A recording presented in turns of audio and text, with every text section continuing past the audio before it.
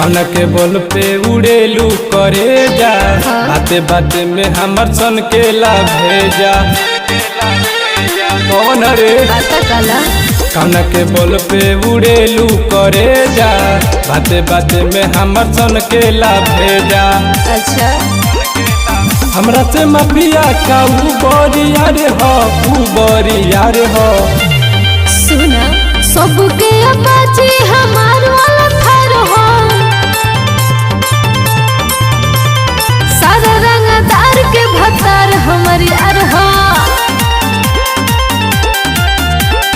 सारा रंगदार के भतार हमारी यार हो बुझला।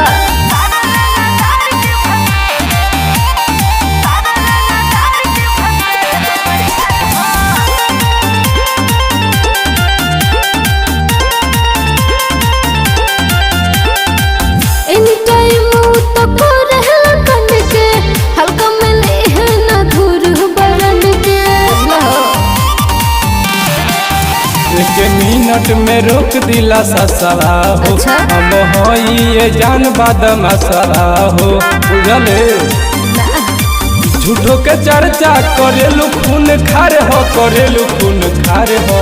सुना सभी लोग संभावत सरदार हो सारा रंगदार के भतार हमारी यार हो सारा रंगदार के भतार हमारी यार हो।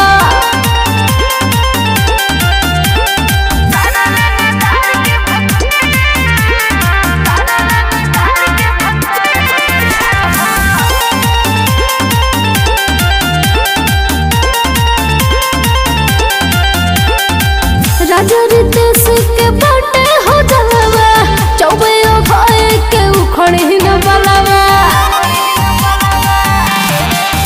प्रशासन भी बावे परेशान पगली तोरे यार के बिगाड़ो मोहाल पगली अरे जाना। देश घर जाओ काहे के चर्चा करेलू सरदार हो करेलू सरदार हो। सुना हो अनिल पे दर्द लो भरू हमार हो